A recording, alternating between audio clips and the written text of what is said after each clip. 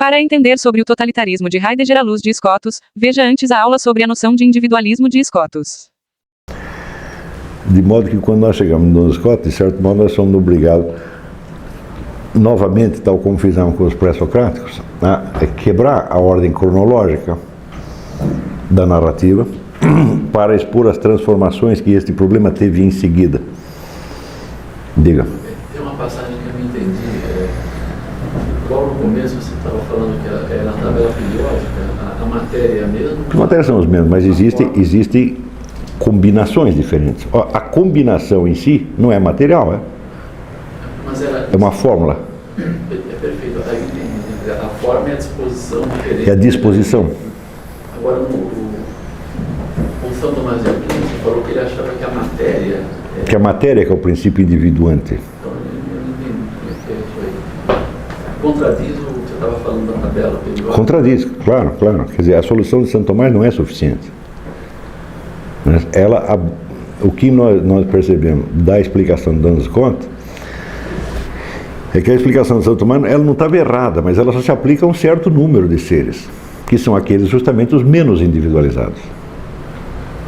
E quanto mais, vamos dizer, quanto mais profunda for a individualização, menos ela dependerá do elemento material e mais do elemento formal.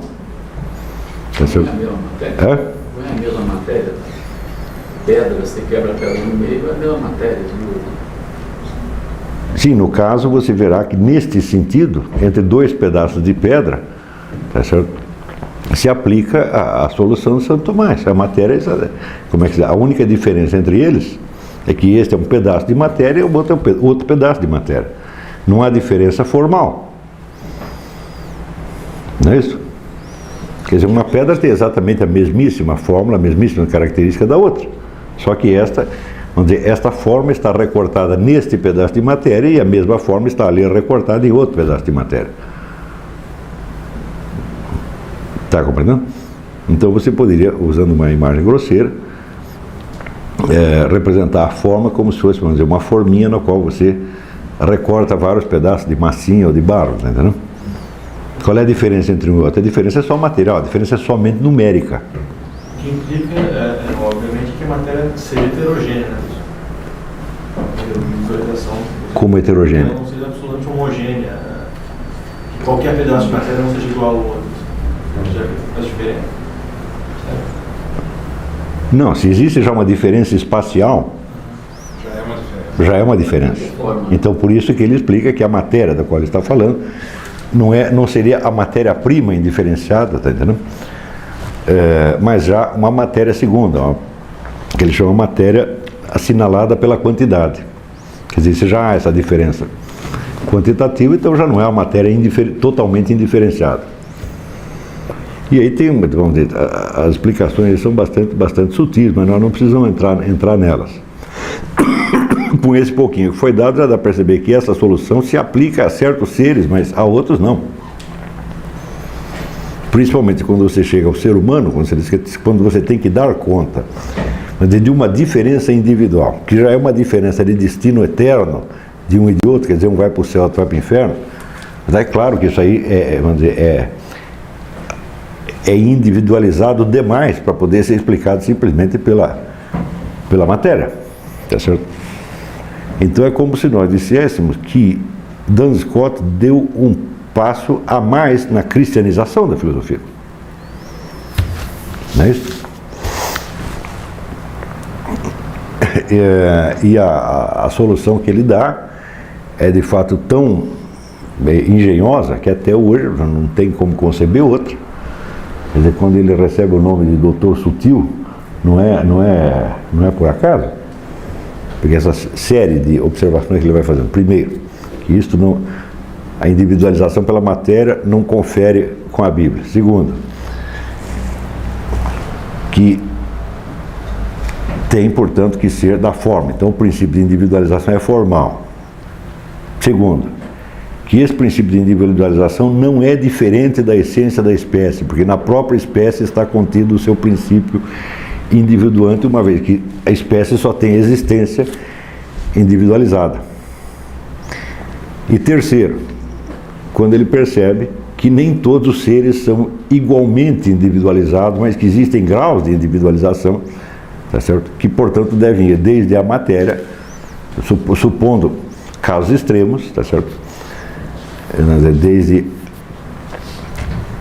a pura matéria até a pura forma. Quando você chegar na pura forma, você tem o indivíduo dos indivíduos, que é Deus. Não é isso?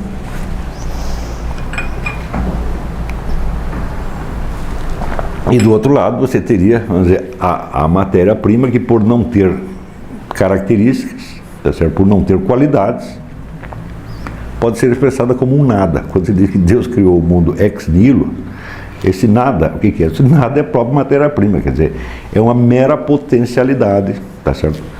Vazia de qualidades, tá certo? Na qual a forma, então, imprime as suas qualidades. Professor, Diga. teria alguma coisa a ver com o apelo do pressuntado, por exemplo? Essa matéria Pode. Não há nenhum desses autores se refere específico, se refere a Anaximandro, mas a ideia é assim, não é a mesma, é análoga. Não é isso? E também, professor, esses filósofos, nesse momento, eles admitem assim, uma hierarquia. Mas é disso que ele está falando, quer dizer, é uma hierarquia da individualização. Não é isso? Então, na ponta superior está o maximamente individual, que é o próprio Deus, que é um só e não pode ter dois. Não é isso?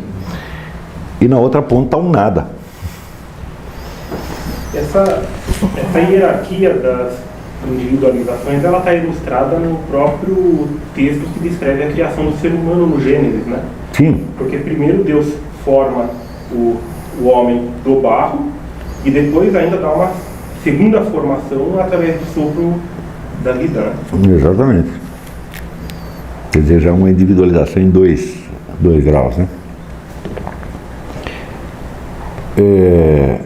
Mas para vocês terem ideia de como este negócio vai render ao longo do tempo, vocês vejam que com isso Duns Scott tinha criado o que? Uma possibilidade de uma ciência da individualidade. Porque se o princípio individuante está dado na própria essência da espécie, então já não se pode dizer aquilo que Santo Tomás daquilo dizer que individuum est ineffabile, o indivíduo é inapreensível. Quer dizer que esse, enquanto indivíduo, você nada poderia dizer dele, poderia ser objeto apenas, vamos dizer, de um conhecimento intuitivo e inexpressável. Não é isso? E nós sabemos na prática que não é assim. O simples fato de você poder contar a história dos seres humanos, o fato é que nós os compreendemos individualizadamente. E essa compreensão não é inexpressável. Não é isso? Ela pode ser expressada não só narrativamente, mas até doutrinalmente. Então, a base de uma ciência da individualidade humana já estava lançada aí por Duns Scott. Mas acontece que tão logo o sujeito resolve esse problema, e note bem, tudo o que Scott fez depois é reexpresso de uma maneira muito mais exata e muito mais completa por Francisco Soares, que já é um escolástico tardio, porque enquanto a escolástica estava terminando em outro lugar, na Espanha e Portugal, ela continuava. E aparece então esse Francisco Soares já num período que nós chamaremos a Renascença,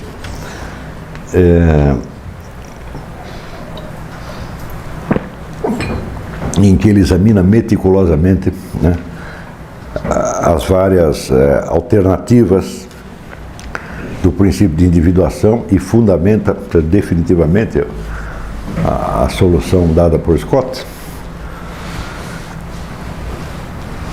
Acontece que, uma vez feito isso, parece que esse mesmo conhecimento ele acaba desaparecendo do panorama europeu, justamente quando dá a formação de uma nova intelectualidade que já não era escolástica, sim, a intelectualidade palaciana ou aristocrática, da qual farão parte, então, Descartes, Bacon, Hobbes e outros, né?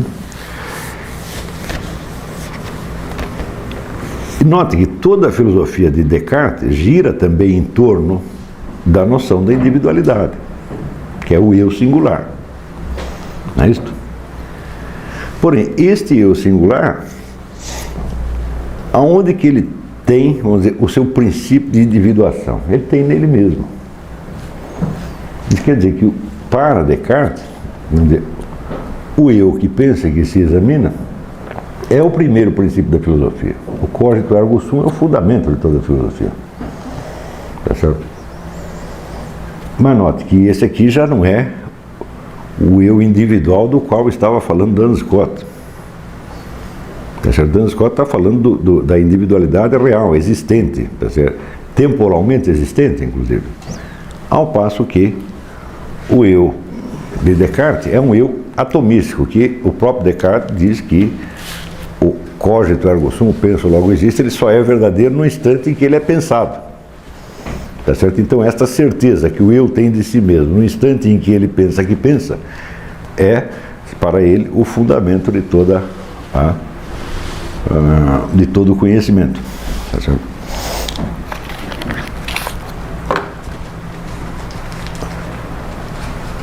Como toda a filosofia, desde Descartes até o século XIX, gira em torno desta noção do eu pensante, então se diz que esta é uma era do, vamos dizer, do individualismo filosófico, tá certo? Onde o eu isolado, né, domina o universo dos conhecimentos e é, de certo modo, o centro do mundo.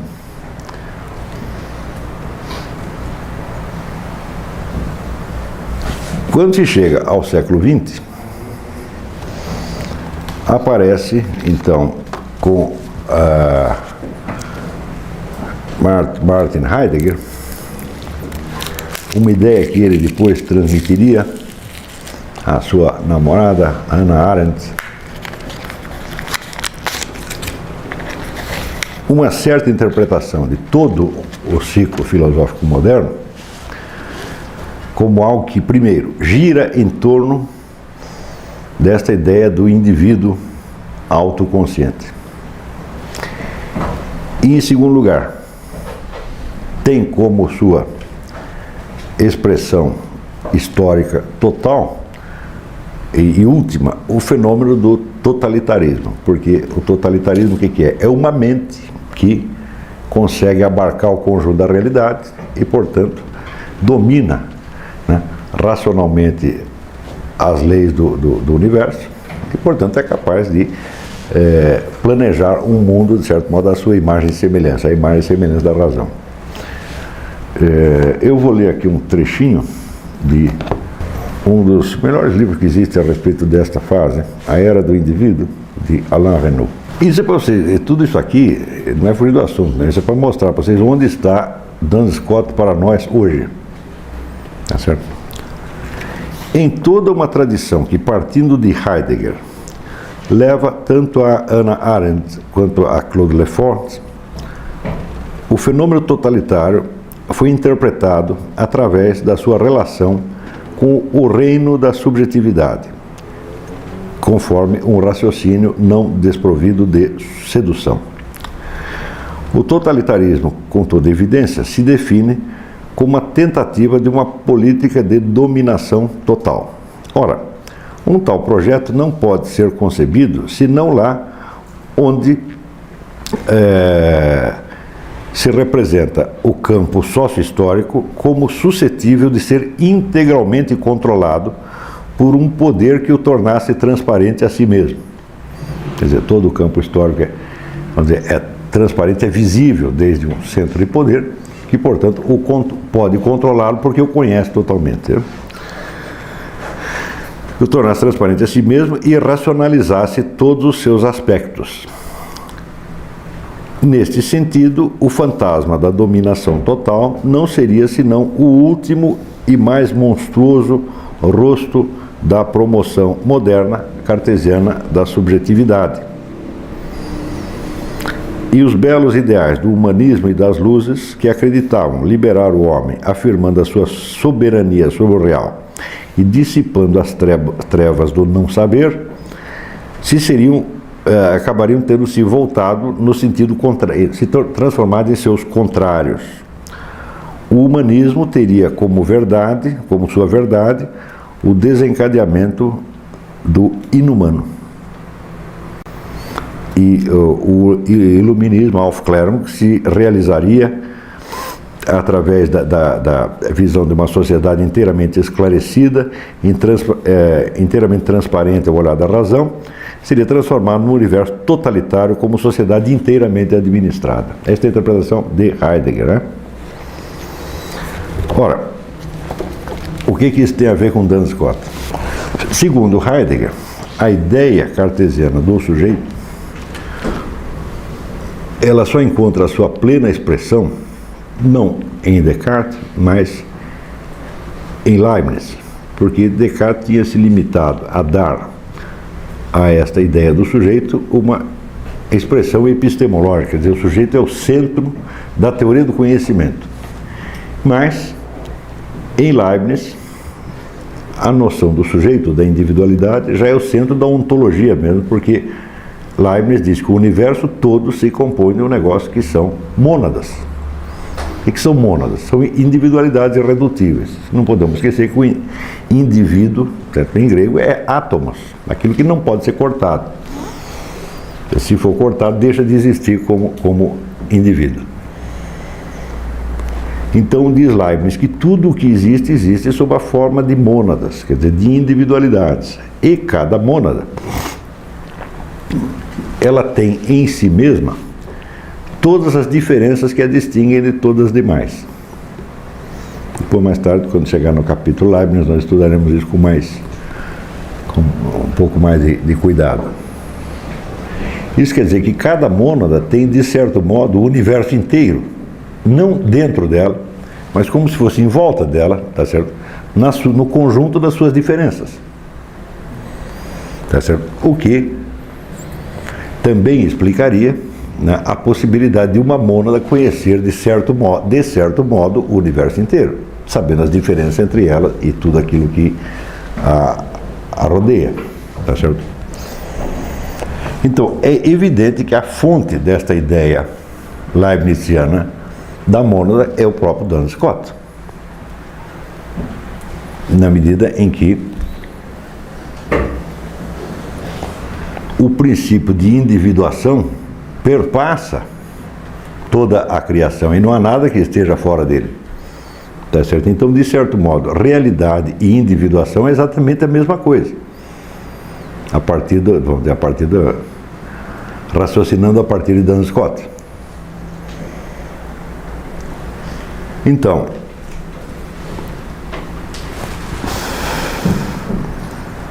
raciocinando segundo Heidegger, então, este princípio de individualização de Duns Scotus estaria radicalizado ali em Descartes e teria se transformado, vamos dizer, numa filosofia integral da individualidade em Leibniz, fundamentando então a ideia de um universo que fosse totalmente transparente a uma individualidade. Essa individualidade então poderia, através do conhecimento universal que tem, administrar também totalmente o mundo. Então daí o totalitarismo apareceria exatamente como, dentro desta perspectiva heideggeriana, como o último fruto do individualismo e do subjetivismo moderno. Entenderam até aí a explicação de Heidegger, né? Mas ela pressupor que seria uma individualidade só, né? Um Führer, uma Mater, só ele que... Bom, essa é a explicação que ele está dando. A explicação para mim é pura maluquice. Tá certo? Mas... Tem a impressão que seria essa mônada que compreenderia a sociedade toda e o resto da sociedade seria composto de quê? Não seriam mônadas, seriam... Não, de qualquer modo é sempre possível, vamos dizer, que uma mônada mais individualizada que as outras compreenda mais diferenças do que a outra e, portanto, domine, claro. Mas o único problema aí é o seguinte, que Heidegger está vendo a filosofia de Leibniz como a culminação do cartesianismo, como a plena expressão do cartesianismo. Então isso quer dizer que se em Descartes o eu pensante era o fundamento de todo conhecimento, tá certo? Em Leibniz, esse eu pensante, esta mônada pensante autoconsciente, já se torna o fundamento da própria constituição do universo. Acontece que a mônada de Leibniz não é o ego cartesiano, é a mônada do próprio Duns Scott. E esta mônada do Duns Scott é a mônada humana individualizada concretamente. Quer dizer, não é o eu pensante tomado atomisticamente naquele momento em que ele tem consciência de si. O eu pensante cartesiano não é um eu real, ele não é um indivíduo real. Está compreendendo? Ele é o que mais tarde vai chamar o eu transcendental, que é um eu filosófico. O eu transcendental, no meu entender, meu modesto entender, não existe. Eu, pelo menos, não creio possuí-lo. Entendeu? Eu possuo só o meu eu empírico. Né? E o eu transcendental não passa, vamos dizer, do meu próprio eu empírico, considerado desde um certo ponto de vista filosófico. Né? Ou seja, quem seria a culminação de Descartes seria Kant, não... Isto. Então, isso quer dizer que a noção, vamos dizer, da individualidade concreta humana, que é tão bem apreendida por Duns Scott, ela é imediatamente perdida, aquilo some. E quando reaparece, vamos dizer, o eu, a individualidade humana, em Descartes, tá certo? É como individualidade filosófica só, o ego filosófico que é inteiramente transparente a si. Tá certo? O eu cartesiano é transparente a si próprio, ele sabe tudo a seu próprio respeito, porque ele só existe no momento em que ele diz eu penso, logo existo. Porém, a individualidade scottiana pode ser assim? Pode ser inteiramente transparente a si mesmo? Não pode. Porque tem a forma da espécie. Exatamente, porque ele não tem somente a sua diferença individual, mas ele tem toda a diferença da espécie. Quer dizer, o ser humano participa de todas as modalidades de individualização, desde a mais material até a mais formal.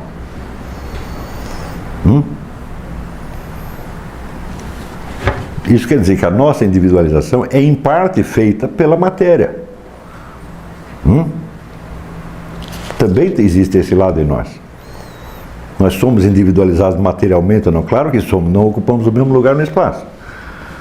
Só por esse fato, isso já basta para demonstrar que também existe a individualização material em nós. Então nós também participamos do nível mais baixo de individualização. Apenas ele não basta, tem que haver mais individualização.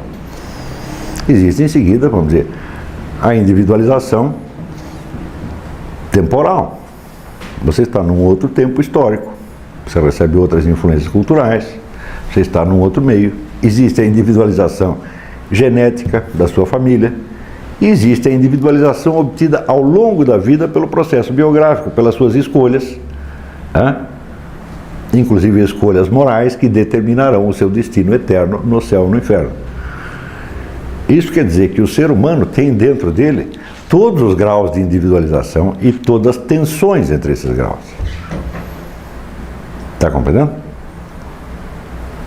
Então, isso quer dizer que a individualidade considerada por Duns Scott jamais poderia ser uma individualidade, vamos dizer, totalmente transparente a si mesma, tá certo? E capaz de apreender racionalmente a totalidade do mundo ao ponto de poder administrá-la. Por quê? Porque ela é apenas um ser humano. Está entendendo? A individualidade cartesiana é que é totalmente transparente a si mesma. Por quê? Porque ela não é um indivíduo humano, mas ela é um eu filosófico, considerado apenas naquele seu momento de justamente de autoconsciência, um momento de transparência a si mesmo. Quer dizer, a individualidade considerada por Descartes é uma individualidade suposta e abstrata, na verdade. Mas a de Duns Scott não. Tá certo? Ela é uma individualidade concreta e que, portanto, jamais pode ser totalmente transparente a si mesmo, porque transparente a si mesmo só o ápice do processo individuante, que é o próprio Deus. Está compreendendo? Nesse trecho ele entra em detalhes sobre Freud. Caso não tenha visto, veja e continue no assunto sobre Heidegger. Infelizmente o algoritmo prefere vídeo curto.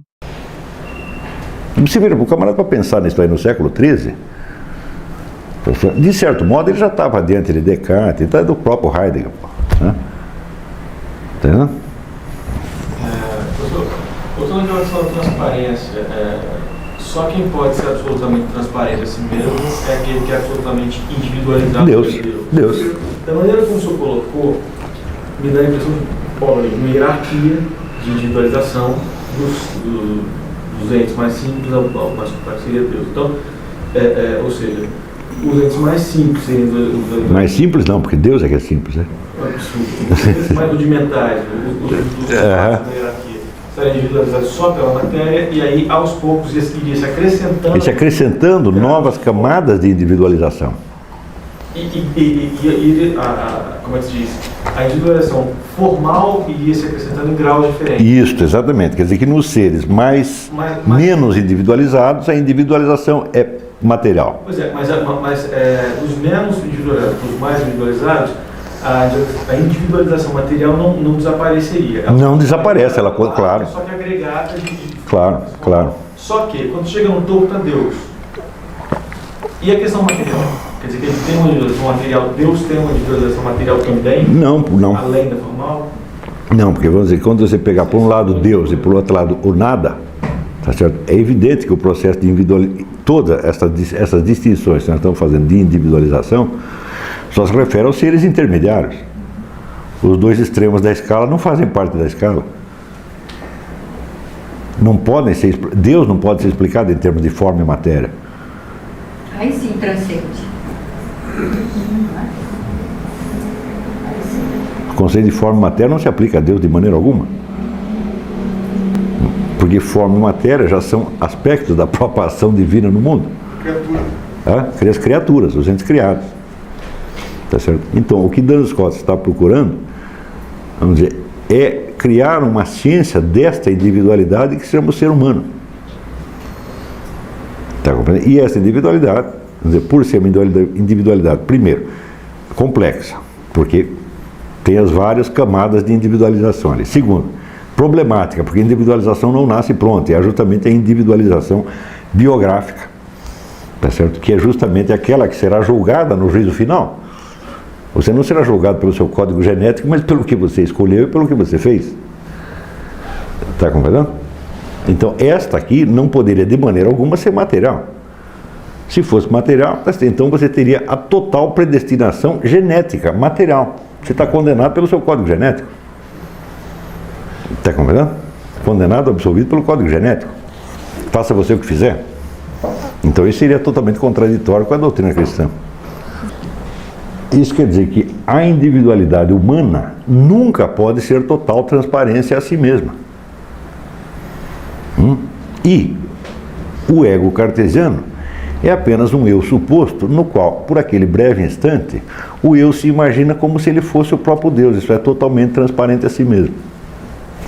Quer dizer, poderia dizer que na concepção da fórmula da espécie ele coloca, por assim dizer, limitações, né? Claro, a individualidade tal como Duns Scotus encara é a individualidade humana real, vamos dizer, com todas as suas limitações, suas contradições internas, vamos dizer, as suas opacidades, toda aquela parte sua que você não sabe, não conhece, não compreende, tá certo? E sem a qual não seria possível a história do pecado, do pecado original e toda a história da salvação.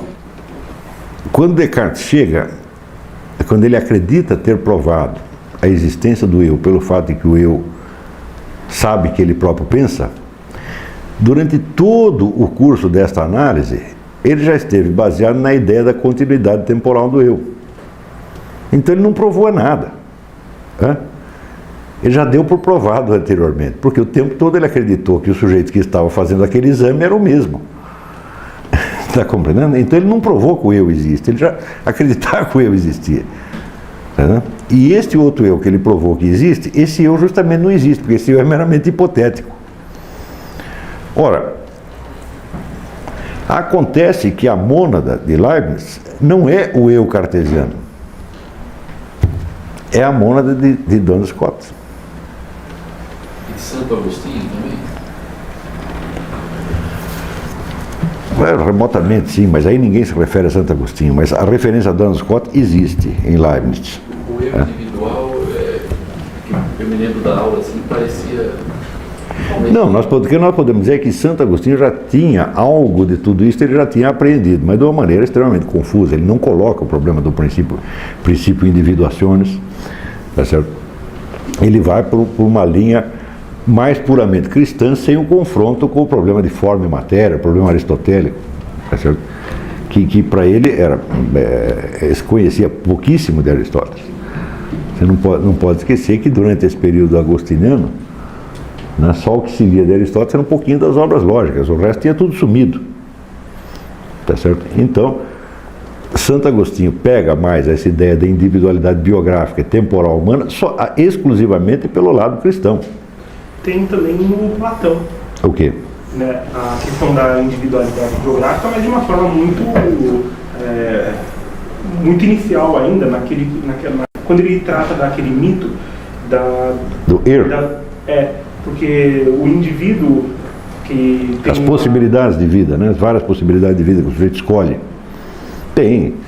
E Platão também viu obscuramente isso aí. Tá certo? Então, o fato é que nós podemos traçar uma linha que vem da filosofia clássica, tá certo? Funde com o cristianismo, ali em Santo Agostinho, de Santo Agostinho até os escolásticos, e passa por Leibniz. Mas existe uma outra linha que começa com René Descartes que não tem nada a ver com esta. E que dentro desta linha o Heidegger coloca indevidamente a figura de Leibniz.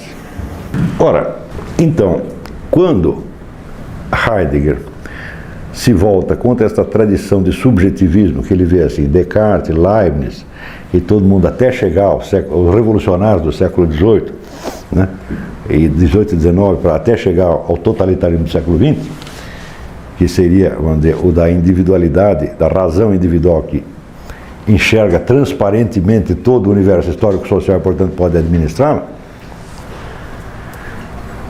O que ele está fazendo realmente, ele está tentando destruir o ego subjetivista cartesiano, tá certo? Mas através dele está acertando o ego humano real, concreto. O ego de Duns Scott. Então está jogando tudo fora.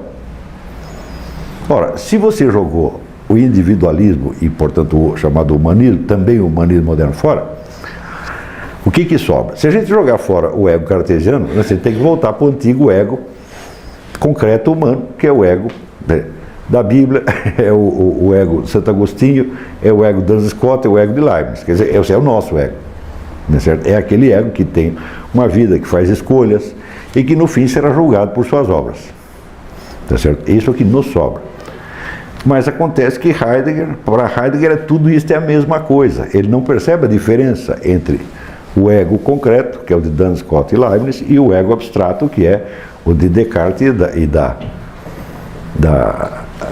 de toda essa outra linhagem moderna. Estão compreendendo?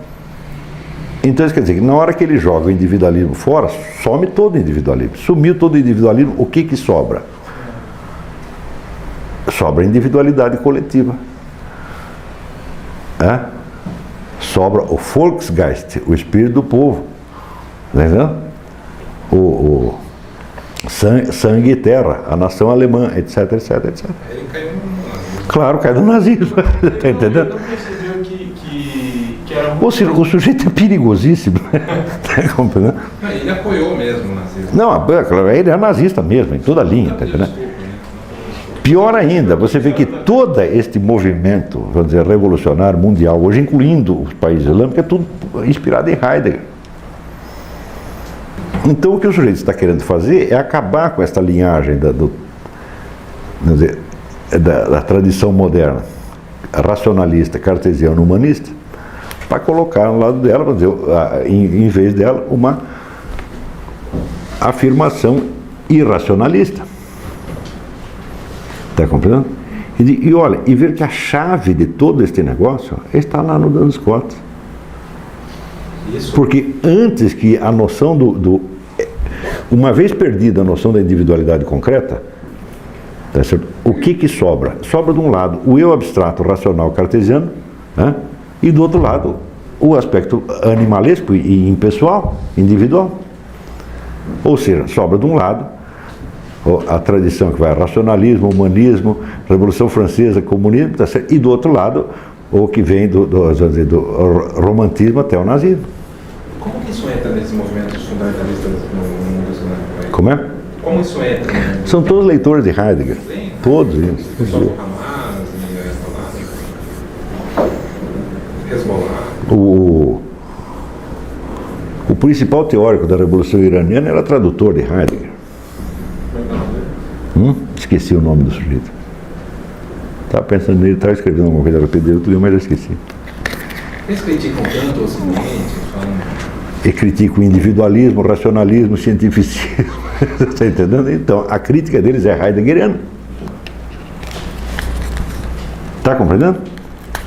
Então, é por isso que nós podemos considerar Duns Scott como o último sujeito que teve na mão todos os dados do problema.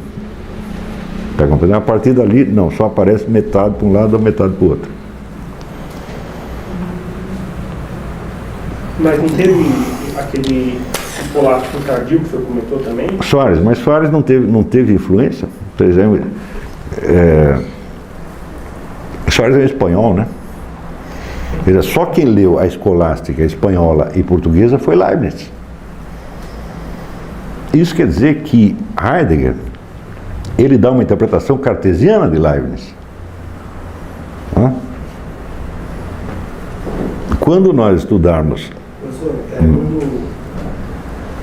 quando o Leibniz ele dá prosseguimento à ideia do Duns Scott, desse processo, né, de individuação, ele também tinha uma preocupação cristã? Leibniz? Isso. Leibniz tinha... Também tinha? Leibniz não só tinha preocupação cristã, mas, vamos dizer, Leibniz foi o primeiro, foi o inventor do ecumenismo, ele foi o cara da União das Igrejas. Ele pretendia, através disso aí, ele conseguir, vamos dizer, resolver todos os problemas da reforma. Dentro desse conceito de mônadas, uma expressão máxima da individualização, existiria em Leibniz, eu não conheço, conceito aplicado a Deus, a mônada superior, não? Não, a realidade só existe sob forma monádica, tá certo? Então, isso quer dizer que tudo aquilo que existe, existe como individualidade que contém em si todas as diferenças entre ela e todas as outras, tá certo? E isso é assim porque o próprio Deus é mônada, então a individualidade é transmitida a tudo aquilo que existe. Deus é um e tudo que existe, existe sob forma de unidade. Ora, a unidade, vamos dizer, é o conceito básico da filosofia do Scott. Onde ele vai dizer, é o que ele chama, vamos dizer, esses são os três conceitos fundamentais. O uno, tá certo? Que com ele se identifica com o verdadeiro. O uno é verdadeiro. O uno, o bem e o belo. Tá certo?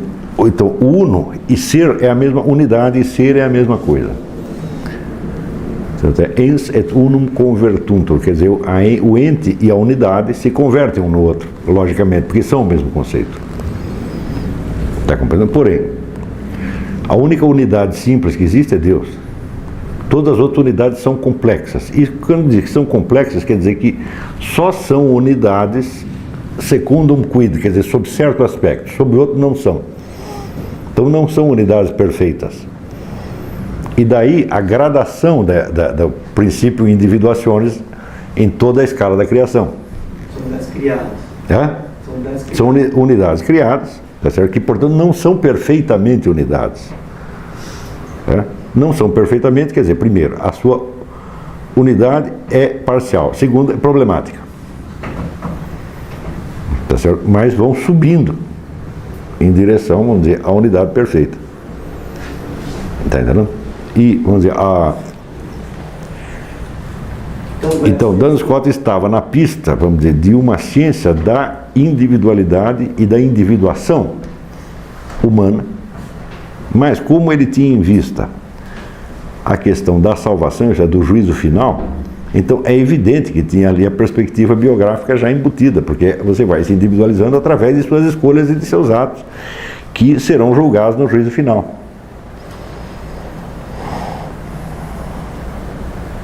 Então, com isso, você veja, ele tinha, por um lado,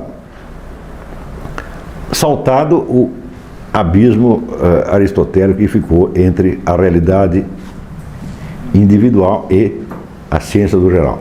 Ele criou a ciência do individual. Tá certo? Segundo, ele cristianizou definitivamente a filosofia. Porque a filosofia se torna aí a ciência da salvação. Que é a ciência da individualização, o que é? É a ciência da salvação. Esse projeto é encerrado no Leibniz. E esse projeto é encerrado no Leibniz. E a partir daí, a filosofia moderna diz tchau a isso. Tá certo? E descobre uma outra subjetividade inventada, que por um lado ela não existe, e por outro lado ela é onipotente, porque ela é totalmente transparente a si mesma, que é o ego cartesiano. Está compreendendo?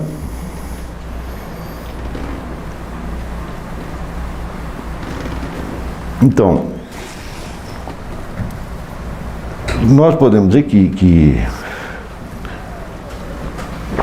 Duns Scotus é a culminação da filosofia cristã. Duns Scotus e não Santo Tomás. Santo Tomás está para, nesse sentido, está para Duns Scotus como Platão está para Aristóteles. Ele lança lá um certo patamar, mas o outro vem e fecha o negócio e cria efetivamente a ciência cristã, que seria, vamos dizer, a ciência da salvação humana. A ciência da individualização humana. Essa aqui permite, então, o estudo racional desse processo individuante. Não é isso? Porém, tudo isto, o doutor Sutil era efetivamente muito sutil. Você, para ler 5 páginas de Duns Scotus, você leva meses. Porque é tudo muito compactado. Tá certo? A obra dele não é tão grande, assim quanto a de São Tomás. Tá certo? E é muito mais técnica, tá certo?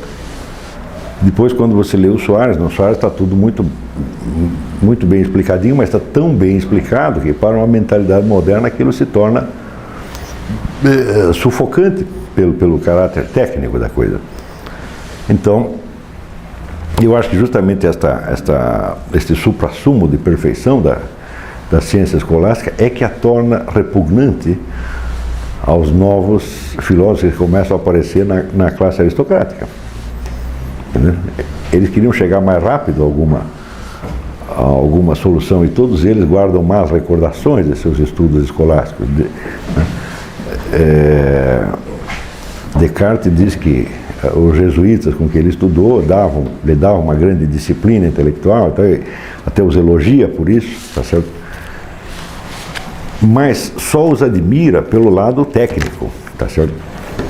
Mas ao mesmo tempo ele nem absorve essa técnica e ele mesmo não tem essa disciplina e esse domínio, tá entendendo?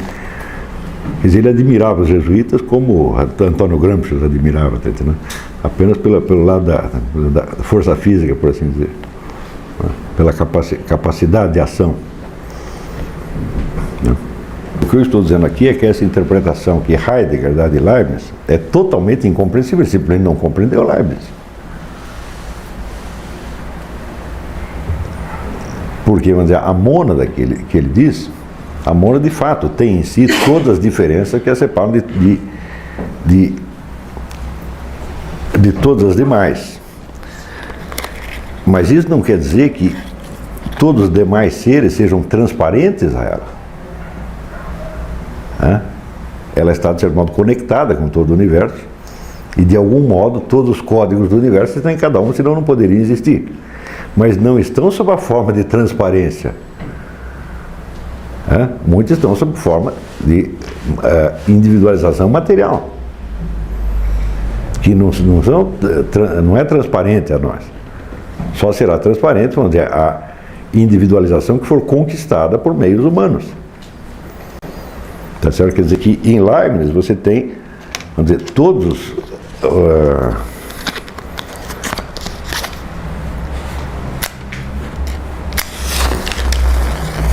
os mesmos elementos que você tinha em Duns Scotus para fazer toda a gradação, desde a individualização material até o livre-arbítrio. Tudo isso tem em Leibniz. Professor, Hum. existe uma pergunta que eu me faço há muito tempo e não consegui resolver. A fazer determinadas escolhas, ou das características biográficas... Ele vai, mas aí... Eu não quero discutir a questão do livre-arbítrio agora, tá certo? Mas o fato é o seguinte, é que... Se quiser continuar, o assunto sobre livre-arbítrio já foi postado com a capa que está aparecendo na tela.